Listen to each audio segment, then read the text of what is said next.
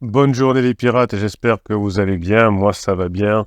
On est en pleine forme, on est sur la semaine de l'énéagramme, on va se régaler, on se régale, vous apprenez beaucoup de choses dans cette formation, vous me dites souvent pourquoi je n'ai pas connu cette formation avant, en tout cas l'énéagramme avant. Ben oui, c'est vrai que moi j'utilise cet énéagramme depuis plus de 20 ans. Et vraiment, ça m'a beaucoup apporté, ça a apporté beaucoup à mes clients, même si directement je ne citais pas ce mot dans les formations, etc. et dans les coachings, mais c'est quelque chose qui apporte beaucoup dans le domaine professionnel, dans le domaine personnel, et c'est quelque chose qui est fondamental pour récupérer votre couple. Je vous laisse aller découvrir un descriptif de cette vidéo dans le catalogue des formations du descriptif de la vidéo, 130 formations, et vous avez celle sur l'énéagramme. Allez découvrir ce que c'est. Je vous ai fait des formations, je vous ai fait des vidéos pour parler de l'énéagramme. Autant en profiter, c'est un outil fabuleux. Aujourd'hui, on va parler de ces croyances qui peuvent nous embêter, de ces croyances qui peuvent nous faire souffrir, de ces croyances qui peuvent faire croire parfois que lors de la traversée du désert, on ne va pas s'en sortir. Hein. Les pirates qui disent oh, « je vais abandonner, c'est mort, j'y crois plus, j'en ai marre ». Vous voyez un peu ce côté enfant dans la voiture, on arrive quand hein, ouais. La notion de temps est terrible dans la récupération de votre couple, parce que vous savez que le temps est la seule chose qu'on ne maîtrise pas dans la vie. On sait qu'on va mourir, mais on ne sait pas quand. Alors les personnes en crise existentielle veulent faire en sorte de retarder le moment de leur mort en retournant dans l'enfance, en retournant dans l'adolescence, en faisant des choses comme dans l'adolescence ou en prenant des plaisirs immédiats. Évidemment, c'est contre-productif et c'est l'inverse de ce qu'il faut faire. Mais on a tous des questions de temps qui vous font souffrir. Si vous faites ce qu'il faut, si vous formez régulièrement, si vous changez, si vous passez régulièrement des moments avec votre conjoint, vous allez revenir ensemble. La seule chose que vous ne savez pas, c'est quand. Donc, si vous abandonnez, évidemment, vous ne pourrez pas récupérer votre conjoint. Mais si vous persistez, si vous êtes, comme on dit dans la formation fabuleuse, que jeu infini, cette formation, je vous la conseille vraiment, la formation sur les jeux infinis. Votre couple, il ne finit jamais. Il se renouvelle, il se régénère, il est différent, mais il ne se termine jamais. Pareil pour un travail, pareil pour une entreprise. Si vous avez compris la méthode des jeux infinis, vous allez sauver votre couple. Et évidemment, si vous avez des croyances limitantes, comme on disait avant dans la PNL, eh bien, vous allez vous bloquer. Vous avez parfois des croyances qui sont des pensées que vous tenez pour vraies. Hein, c'est cette opinion, cette conviction, c'est indépendamment de la véracité objective. Tout le monde divorce aujourd'hui. Les couples se séparent. Enfin, non, la majorité des couples finissent ensemble, heureusement. C'est surtout quand on est ensemble depuis 5, 10, 15, 20 ans. Il n'y a pas tant de divorces que ça. Alors, je vous ai donné beaucoup de statistiques. En revanche, oui, hein, ça, vous le savez, il y a beaucoup de couples se séparent à la fin de la lune de miel. On est ensemble depuis 1, 2, 3 ans. Et on s'aperçoit qu'au quotidien, eh bien, je me suis fait leurrer par mon conjoint, je me suis fait leurrer par mon cerveau, croyant être amoureux de mon conjoint, être amoureuse de mon conjoint, et je me sépare. Donc là, ça fait faire finalement un gros pourcentage de séparation dans les couples dans les premières années, et ça c'est normal. Comme vous le savez, on a 2 ou 3 phases de sécurisation dans notre vie, pas plus. C'est-à-dire que les lunes de miel qui se transforment en phase de sécurisation, il y en a très peu. 2 ou 3 dans notre vie. Donc forcément, il y a beaucoup de séparation après les lunes de miel. Quand on est ensemble depuis 5, 10, 15, 20 ans et qu'on fait ce qu'il faut, évidemment, hein, la véracité objective, c'est que l'on peut récupérer son conjoint et qu'on va y arriver. Donc finalement, on peut avoir des fausses convictions, des fausses croyances qui vont découler de l'éducation, de nos expériences de vie, de notre culture, du pensement qui dit effectivement tu seras bien mieux quand tu seras divorcé, les enfants s'adaptent à tout, etc. Évidemment, on voit que c'est pas vrai, mais souvent on a ces croyances qui vont nous rassurer.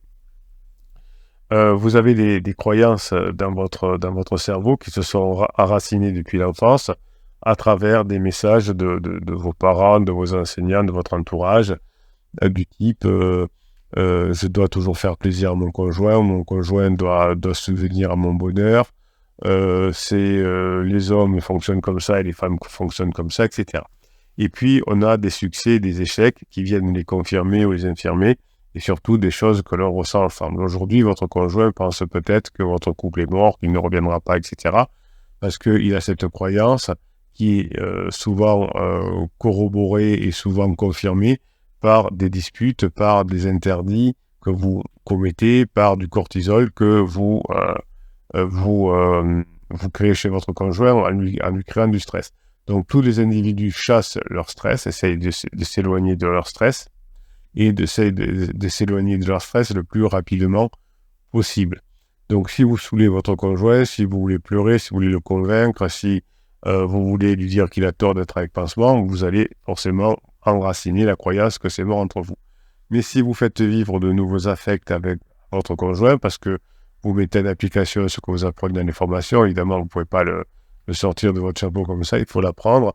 Bien, si vous arrivez à faire changer les émotions de votre conjoint, notamment par la formation de l'énéagramme cette semaine en répondant beaucoup mieux à leurs besoins, eh bien, vous allez changer la croyance de votre conjoint et vous allez changer la vôtre du type « c'est mort, j'y arriverai jamais », tous les couples divorcent.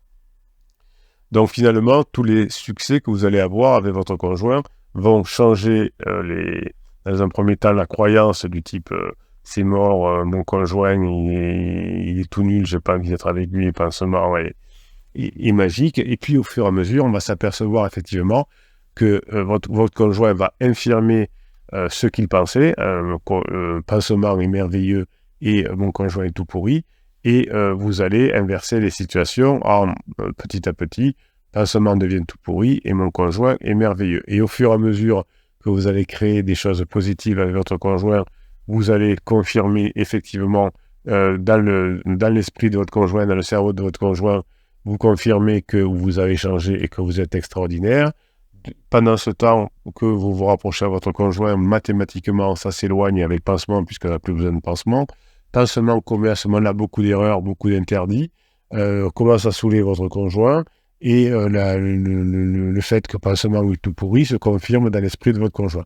Donc vous voyez que le point de bascule va être à votre niveau, et à votre niveau seul, en changeant de comportement et en changeant de situation avec votre conjoint, juste en changeant de comportement. Alors ça va vous demander de mettre en application tout ce que vous prenez dans les formations, évidemment, ça va pas se faire comme ça, mais ce bonheur que vous allez retrouver parce que vous allez apprendre à maîtriser votre cerveau ou à comprendre les relations humaines et à comprendre les relations humaines aussi, eh bien, vous allez complètement changer la relation avec votre conjoint, vous allez infirmer le fait que le pansement était parfait et vous allez confirmer que finalement, vous allez revenir ensemble et que vous avez changé, que vous passez maintenant des bons moments. Les croyances qui se sont infiltrées dans le cerveau de votre conjoint tout au long de la phase 2, c'est lourd notre relation, mon conjoint ne fait pas d'efforts, mon conjoint se laisse aller, etc., a créé des filtres inconscients qui ont influencé votre conjoint dans sa perception de votre couple. Il va falloir petit à petit, parce que ça ne peut pas se faire par un hack, malheureusement, quand on a des chemins neuronaux aussi puissants, aussi implantés dans le cerveau de votre conjoint, que mon couple est trop lourd, il va falloir montrer que votre couple est léger pendant un grand moment pour que un nouveau chemin neuronal se constitue et que l'ancien chemin neuronal, n'étant plus pertinent, soit détruit biologiquement dans le cerveau, puisque des liens neuronaux qui ne servent plus sont détruits. Donc quand vous allez repasser des bons moments avec votre conjoint, vous allez changer la perception du monde de votre conjoint vis-à-vis de vous, et votre conjoint, quand il va changer sa perception, finalement, va changer d'interprétation des événements et de la façon dont vous vous comportez. Hein, par exemple, votre conjoint, aujourd'hui, chaque fois que vous faites une blague, pense que vous êtes lourd, et à force de le faire rire, va penser que vous êtes au contraire quelqu'un de léger. Donc c'est en persistant et en démontrant que la personne va ressentir autre chose en elle parce que vous avez changé de fonctionnement, que vous allez récupérer votre conjoint. Donc ces nouvelles perceptions que vont avoir votre conjoint de vous vont changer ses choix et vont changer ses décisions. Il y a quelques semaines, votre conjoint vous a dit qu'il ne vous aimait plus, et le choix va changer, les décisions vont changer parce que vous ferez vivre des nouveaux affects à votre conjoint. Évidemment, votre conjoint en crise, notamment, a tendance à sélectionner les informations qu'il reçoit. Donc, si les informations qu'il reçoit vont confirmer ses croyances, eh bien, il va les accepter au départ. Donc, si votre conjoint pense que vous êtes trop lourd et que vous continuez à créer, à faire des interdits, si vous n'avez pas fait la formation sur les interdits, faites-la, eh bien, ça renforcera la croyance. Mon conjoint est trop lourd. Si en revanche, vous ne commettez plus d'interdits, vous allez infirmer cette croyance. Et vous allez finalement créer une nouvelle croyance. Et le biais de confirmation fait que si vous avez fait la formation sur les biais cognitifs, elle est extraordinaire, elle vous sert dans le travail, dans votre couple avec vos enfants, etc. Elle s'appelle biais cognitif. Vous avez un biais de confirmation qui fait que l'individu va chercher des choses qui confirment ce qu'il pense déjà. Donc, chaque fois que vous allez créer un interdit, chaque fois que vous n'allez pas maîtriser vos pensées et vos émotions, vous allez renforcer la croyance. Ah ben oui, il continue à ne pas maîtriser ses pensées et ses émotions et à me critiquer ou à créer des interdits, dit inconsciemment à votre conjoint et renforce par le biais de confirmation sa croyance. À partir du moment où vous ne nourrissez plus cette croyance, à partir du moment où vous ne nourrissez plus le biais de confirmation, eh bien, il y a une amélioration du côté de votre conjoint. Par exemple, si votre conjoint dit pense que vous êtes lourd et que vous n'avez pas d'humour, chaque fois que vous allez commettre un interdit, eh bien, ça viendra renforcer cette croyance. Et chaque fois que vous êtes frisé et que vous êtes trop tiède, eh bien, vous allez renforcer la croyance de votre conjoint que vous n'êtes pas très intéressant.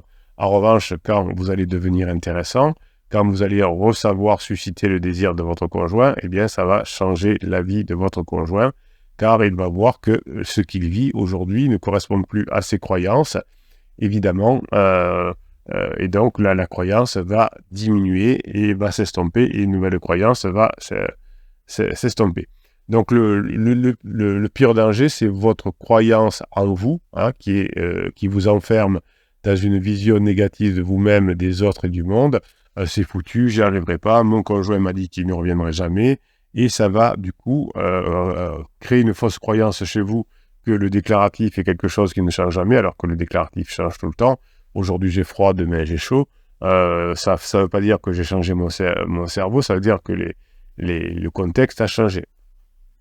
Donc vous allez restreindre finalement à cause de cette fausse croyance vos possibilités d'action, votre évolution personnelle, et au contraire, quand vous allez commencer à vous former, quand vous allez commencer à mettre en application les formations, vous allez vous sentir beaucoup mieux, vous allez voir que ça va s'améliorer avec votre conjoint, et tout ça va s'améliorer. Les croyances limitantes que vous aviez mises jusqu'à maintenant dans votre tête ont fait obstacle à votre but de revenir ensemble et de passer en phase 4. Donc vous allez, grâce à chacune des formations, changer de croyance, et vous allez finalement passer du « je ne peux pas, je ne suis pas capable de, ça dépend de mon conjoint a dit, c'est pas normal, je me sens trahi », vous savez, le discours du bébé pirate qui arrive et qui se auto-victimise, hein, en disant grosso modo « je ne vaux rien et mon conjoint est plus fort que moi », en racontant que vos côtés impuissants, j'en ai marre, je me sens trahi, etc. Eh bien, vous avez finalement, quand vous écrivez sur le groupe Facebook ou en descriptif de ces podcasts ou de ces vidéos, que votre conjoint est très méchant, etc., ça veut dire dans votre croyance limitante que vous n'allez pas y arriver. Ça va générer, quand vous écrivez ce genre de choses, je suis une victime, en gros, ça va générer un sentiment d'impuissance, de dévalorisation et de résignation. Ça voudra dire que quand vous écrivez un message là en descriptif de ces vidéos en disant mon conjoint est très méchant, ça veut dire que dans votre cerveau, il y a marqué « je n'y arriverai jamais, je ne suis pas à la hauteur, ce n'est pas pour moi de pouvoir récupérer mon conjoint et je ne le mérite pas ». Donc vous voyez que en fonction de ce que vous allez écrire dans vos commentaires, vous n'allez pas avoir du tout le même résultat. En revanche, si vous utilisez au contraire la force d'écriture en disant voilà aujourd'hui ce que j'ai appris, voilà ce que je vais mettre en application à partir d'aujourd'hui, vous vous rendez compte de la force que vous changez, vous avez la croyance qui va changer. Vous passez de mon conjoint ne peut pas changer, vous passez de notre relation ne pourra pas s'arranger parce que mon conjoint l'a dit, du fait je n'ai pas rendu mon conjoint heureux, c'est de ma faute, et je n'ai aucun pouvoir pour améliorer la situation. C'est ça, quand vous êtes bébé pirate, que vous avez en tête. Donc, effectivement, vous voyez autour de vous des couples qui finissent par divorcer, parce que celui qui n'est pas en crise, celui qui doit être un roc, c'est-à-dire vous, hein, n'est pas un pirate. La personne, s'il y a un divorce autour de vous, de personnes qui sont ensemble depuis longtemps, ce n'est pas normal, ce divorce, ce n'est pas quelque chose de normal. Ce qui est normal, c'est qu'on se sépare à la fin de la lune de miel, quand on s'aperçoit que la personne n'est pas comme on voulait, évidemment. Vous allez, vous, de votre côté, maintenant changer de croyance en disant que oui, mon conjoint peut changer, oui, je peux changer, oui, ma relation va s'arranger, oui, je mérite d'être heureux dans cette relation. Donc, ces pensées que vous allez avoir petit à petit vont changer votre monde, vont changer le monde autour de vous. Les pensées vont influer les émotions et les émotions vont influer vos comportements. Et le comportement va réinfluer vos émotions. Vous serez très fier de vous de mettre en application ce que vous apprenez dans les formations, évidemment, et votre cerveau va changer. Comme vous allez changer de comportement, votre conjoint va changer de croyance envers vous, et c'est comme ça que vous allez revenir ensemble. La normalité n'est pas de se séparer quand on est ensemble depuis 5, 10, 15, 20 ans, c'est-à-dire à la fin de la phase de sécurisation. La normalité, c'est de traverser cette phase 3 du couple, la phase d'exploration, pour aller en phase 4. Mais évidemment, vous avez vu qu'il y a des maris ou des épouses qui ne savent pas gérer la crise de leur conjoint, qui est déjà passé en phase 3 alors qu'ils sont en phase 2, et ça peut amener des divorces alors qu'on est ensemble depuis longtemps. En revanche, évidemment, hein, vous avez compris que la normalité et la séparation de la lune de miel, après la lune de miel de pansement et de criseux, mais si vous croyez l'inverse, du type, oui, mais elle a trouvé son âme sœur, il a trouvé son âme sœur, ils vont finir en vie ensemble, etc., vous allez influer un comportement agressif, un comportement dépressif, un comportement non adapté qui va faire que vous ne pourrez pas récupérer votre conjoint. Donc, lorsque vous avez une croyance qui s'active dans votre cerveau, les neurotransmetteurs correspondent à l'émotion liée à cette pensée qui est libérée. Par exemple, c'est mort et c'est foutu déclenche la libération de cortisol, qui est l'hormone du stress, et la sécrétion de noradrénaline, qui est associée à la tristesse. Comment voulez-vous que votre conjoint change de croyance envers vous si vous êtes plein de cortisol et plein de noradrénaline? Ces substances chimiques vont générer de nouvelles croyances limitantes en retour, et votre organisme va être plongé dans un état émotionnel négatif. Votre conjoint ne pourra plus être attiré par vous si vous avez cet état émotionnel négatif. On ne peut pas être attiré et amoureux, surtout quand on est ancré soi-même, par quelqu'un qui est dans un état émotionnel trop faible. Donc cet état interne, si vous avez un état émotionnel négatif, va renforcer les erreurs et les échecs, hein, puisque vous n'aurez pas le comportement adapté, et vous allez être convaincu que vous ne méritez pas le bonheur, que la personne va se renfermer sur elle-même, que la personne va se désengager de la relation, que vous allez vous montrer des fétistes, etc. Donc plus vous allez vous refermer sur vous-même, plus votre conjoint va se désengager de la relation, plus vous allez être tiède, plus votre conjoint va se rapprocher de son pansement. Donc c'est vraiment par votre changement de comportement que vous allez avoir un changement dans le comportement de votre conjoint. Donc les nouveaux actes que vous allez mettre en place grâce à la mise en application des formations va de votre côté changer au niveau du subconscient votre façon de faire. Donc vous n'aurez plus ensuite de mal à fonctionner correctement, puisque vous aurez modifié votre croyance initiale. Et comme vous avez changé de comportement, vous allez faire changer le comportement de votre conjoint, puisque maintenant, il n'y a plus d'interdit. Et finalement, votre conjoint qui voulait vous rejeter face à votre repli, face à votre frilosité, face à vos peurs, cette attitude de rejet sera terminée par rapport à votre conjoint, et votre conjoint va avoir une attitude de rapprochement, ce qui semblera confirmer que votre relation est sauvée. En revanche, si vous ne changez pas, si vous êtes toujours dans votre croyance initiale, c'est foutu, c'est mort, il a dit que, eh bien, votre relation pourrait bien être condamnée. Donc voilà, la croyance limitante que vous avez eue, les couples divorcent, mon conjoint m'a dit qu'il ne reviendrait pas, je le crois, etc. Donc cette croyance limitante que vous vous êtes auto-imposée va finir par devenir auto-réalisatrice et auto-entretenue, c'est-à-dire que vous allez être enfermé dans le cercle vicieux dont il est pratiquement impossible de s'extraire tout seul, mais avec l'énergie des formations, avec l'énergie des pirates qui vous aident à mettre en place les formations, vous allez mettre des nouvelles données, des nouveaux inputs dans votre tête et vous allez pouvoir changer cette croyance limitante. Et cette croyance va devenir maintenant une croyance énergisante qui sera elle aussi autoréalisatrice et auto-entretenue, c'est-à-dire que maintenant, grâce aux formations, vous savez, en écoutant les témoignages des autres pirates, que ça finit par s'arranger si je change et je mets en application les formations. Donc vous allez avoir une croyance tout à fait différente qui va changer votre état d'esprit, qui va changer vos émotions, qui va changer votre comportement et qui va faire changer le comportement de votre conjoint.